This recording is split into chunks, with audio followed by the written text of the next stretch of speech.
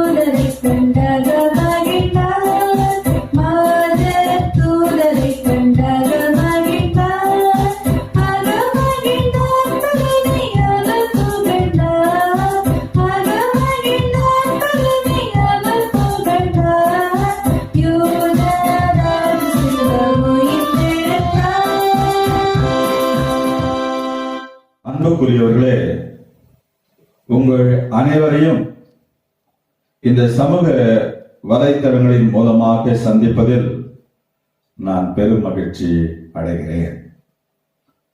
இந்த ஈஸ்டர் நாளிலே உங்களுக்கு ஆண்டவருடைய செய்தியை பகிர்ந்து கொள்ளும்படியாக ஆண்டவர் கொடுத்த இந்த வேலைக்காக நான் கடவுளுக்கு நன்றி செலுத்துகிறேன்.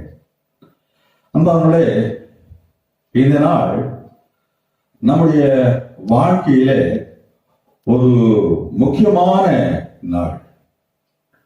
என்ன முக்கியமான நாள் என்று சொன்னால், இந்த ஆண்டவராகிய இயேசு கிறிஸ்து மரணத்திலிருந்து அவர் ஜெயித்து உயிரோடு கூட எழுப்பப்பட்டார்.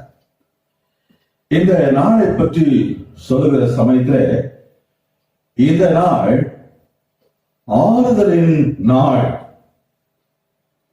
கண்ணீரை துடைக்கும் நாள், கவலைகளை தீர்க்கும் நாள் என்று இந்த நாளை பற்றி விசுவாசிகள் சொல்லி வைத்திருக்கிறார்கள். மாத்திரமல்ல, உலகத்திலே ஒரு பெரிய ஒரு மகிழ்ச்சியை, பெரிய ஒரு ஆறுதலை, பெரிய ஒரு சமாதானத்தை கொடுக்கும் நாள் என்று சொன்னால் அது இயேசு உயிரோடு எழுப்பப்பட்ட நாள். அந்த செய்தி, இயேசு உயிரோடு கூட இருக்கிறார். அவர் கல்லறையிலே இல்லை.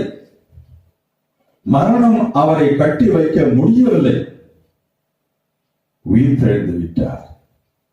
உயிர் தெழுந்த ஆண்டவர் தம் மக்கள் மத்தியிலே உலாவிக் கொண்டு இருக்கிற ஆண்டவராக இருக்கிறார். அன்பானவர்களே, உயிர்த்த இயேசு நாளிலே சில தாய்மார்கள் யூத சடங்குகளை செய்ய அதிகாலமே எழுந்து கல்லறை நோக்கி சென்று கொண்டிருந்தார்கள். அப்படி அவர்கள் போகும்போது மார்க்கு 14:3 பார்க்கிறோம், கல்லறையின் வாசலிலிருந்து கல்லை நமக்காக எவன் புரட்டி தள்ளுவான் என்று ஒருவரோடு ஒருவர் சொல்லிக் கொண்டார்கள். இயேசுவின் கல்லறையை பெரிய கல்லால் மூடி அடைத்து வைக்கப்பட்டிருந்தார்கள். இந்த கல்லை நமக்காக எவன் புரட்டி தள்ளுவார்? இந்த கல் ஒரு பெரிய கல்லாக இருக்கிறதே, இதை எப்படி நீக்குவது என்கிற ஒரு ஐயப்பாடு, ஒரு கேள்வி அவர்களுக்குள்ளாக எழுப்புகிறது. எவன் இந்த கல்லை நமக்காக புரட்டி தள்ளுவான் என்று ஒருவரோடு ஒருவர் பேசிக்கொண்டு செல்கிறார்கள். இன்றைய சூழலில் நாம் பார்க்கும்போது நாம் ஆலயத்திற்கு செல்ல முடியாமல் தவித்துக் கொண்டிருக்கிறோம். எப்படிப்பட்ட விசேஷமான நாட்களை நாம் ஆலயத்திற்கு சென்று கொண்ட முடியாத ஒரு நிலையிலே நாம் இருக்கிறோம். இன்னும் குறிப்பாக சொன்னால், ஆண்டவர் நமக்கு தந்த நற்கருணை ஆராதனையிலே நற்கருணையை பெற்றுக் கொள்ள முடியாத ஒரு நிலை நமக்கு வந்திருக்கிறது. இந்த நிலையை பார்க்கிற சமயத்துல நமக்கு ஒரு மிகுந்த ஒரு கஷ்டங்கள் ஏற்படுகிறது, வருத்தங்கள் ஏற்படுகிறது. நமக்கு மாத்திரமல்ல, உலகத்திலே நாம் பார்க்கிற சமயத்துல பெரிய பெரிய ஆலயங்கள் கூட மூடப்பட்டு இருக்கிற ஒரு சோக சம்பவத்தை நாம் பார்க்கிறோம். இதற்கு காரணம் என்னவென்று நாம் பார்க்கிற சமயத்துல கொரோனா என்ற ஒரு பெரிய கல் அதற்கு தடையாக இருக்கிறது. கொரோனா என்ற கல் நாம் வெளியே சுதந்திரமாக வர முடியாமல் அது தடுத்துக் கொண்டு நிற்கிறது. கொரோனா என்ற கல் நமக்கு கொடுக்கப்பட்டிருக்கிற வேலைகளை செய்ய முடியாமல் தடைக்கல்லாக நிற்கிறது. நமக்கு முன் நின்று கொண்டிருக்கிற இந்த கல்லை நமக்காக யார் புரட்டி தள்ளுவார்? யார் இந்த கல்லை தள்ளுவார் என்று அன்றைக்கு இயேசு உயிர்த்தெழுந்த நாளிலே அந்த மாதர்கள் கேட்பது போல நமக்கு கூட இந்த ஐயப்பாடும் இந்த கேள்விகளும் எழுப்பிக் கொண்டு இருக்கிறது. ஒவ்வொரு நாளும் நாம் டிவி வழியாக செய்திகளை பற்றி நாம் பார்க்கிற சமயத்துல இந்த கொரோனாவுக்கு இன்னும் மருந்து கண்டுபிடிக்கவே இல்லை. நாளுக்கு நாள் கொரோனாவுடைய பாதிப்பு அதிகமாகிக் கொண்டே தான் இருக்கிறது, குறைந்த பாடில்லை என்று மருத்துவர்கள் சொல்லுகிற அந்த செய்தி எல்லாம் கேட்கிற சமயத்துல எப்படி வாழ்வது, எப்படி இந்த உலகம் ஆகும் என்கிற ஒரு ஐயப்பாடும் ஒரு கேள்வியும் நமக்குள்ளே இருக்கிறது. இந்த கொரோனா என்கிற ஒரு பெரிய கல் நமக்கு முன்பாக அது தோன்றி நம்மை பயமுறுத்திக் கொண்டு இருக்கிறது. இந்த கல்லை புரட்டி தள்ள யாரால் கூடும்? மார்க்கு 16:4 பார்க்கிற சமயத்திலே அவர்கள் வந்து ஏறிட்டு பார்த்த போது அது தள்ளப்பட்டிருக்க கண்டார்கள். அந்த கல் மிகவும் பெரிதாக இருந்தது. அன்பார்களே, இயேசு பெரிய கல்லை தகர்த்தெறிகிற ஆண்டவர். இயேசு பெரிய கல்லை உடைத்தெறிகிற ஆண்டவர். அந்த பெரிய கல்லை அவர் உடைத்து அந்த பெரிய கல்லை தகர்த்தெறிந்து உயிருள்ள ஆண்டவராக வெளியே வந்து தம் மக்களோடு கூட உறவாடுகிறார், தம் மக்களோடு கூட பேசுகிறார். தம் மக்களுக்கு ஏற்பட்ட ஐயங்கள், தம்முடைய மக்களுக்கு ஏற்பட்டிருக்கிற கவலைகள், துன்பங்கள் யாவற்றையும் நீக்கி போட்டு, நான் தான் உங்கள் ஆண்டவர் வந்திருக்கிறேன் என்று சொல்லி தம்மை காண்பித்து அவர்களுக்கு விசுவாச பலத்தை போட்டுகிறார். எனக்கு அன்பானவுடன் விசுவாசிக்கிறேன், இன்றைக்கு உயிர்த்தெழுந்த ஆண்டவர் இயேசு கிறிஸ்து நாம் எங்கெங்கே வாழ்ந்து கொண்டிருக்கிறோமோ அந்தந்த இடத்திற்கு அவர் நம்மை தேடி வருகிற ஆண்டவராக இருக்கிறார்.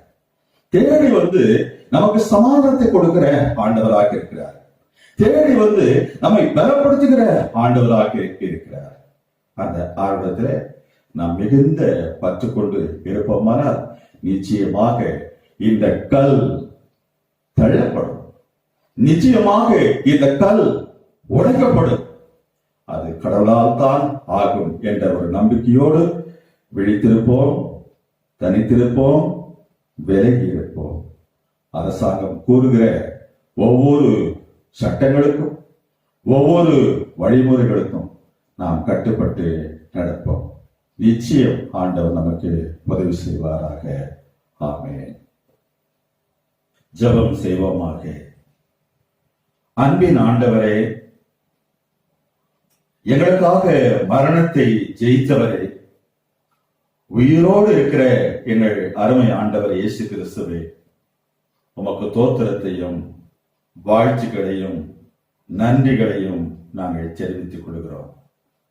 இந்த நாளிலே நீர் உயிரோடு இருக்கிறீர் என்கிற அந்த செய்தி உண்மையாகவே எங்களுக்கு ஒரு பெரிய ஆறுதலை கொடுக்கிற செய்தியாக இருக்கிறது.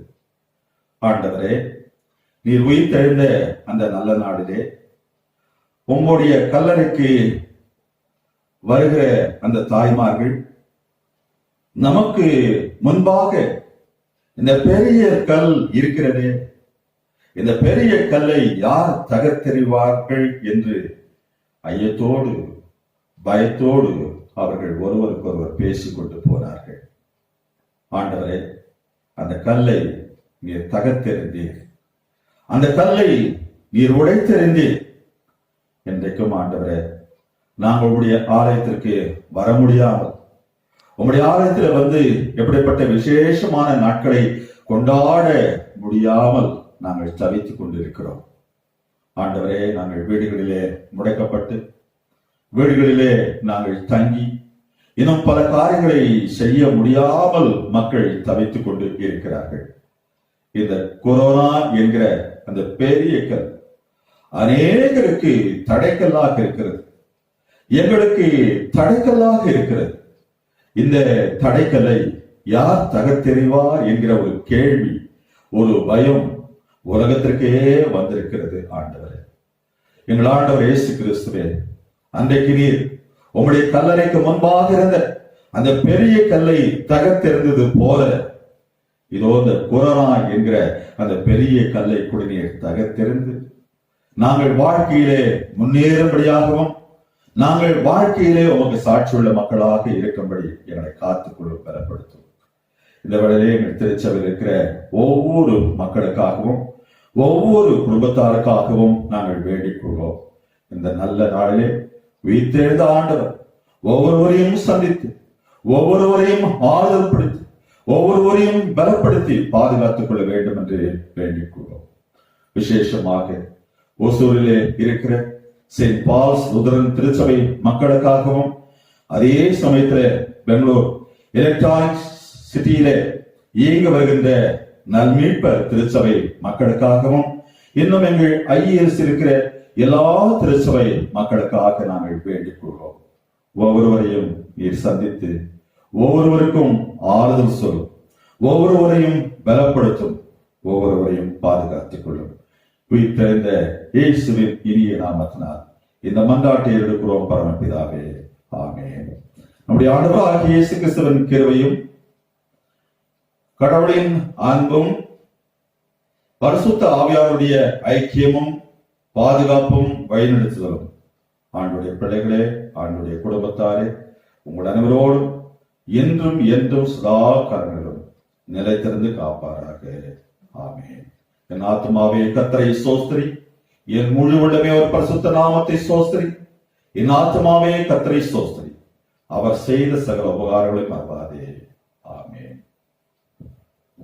எல்லாருக்கும் தோத்திரம், ஈஸ்டர் நல்வாழ்த்துக்கள்.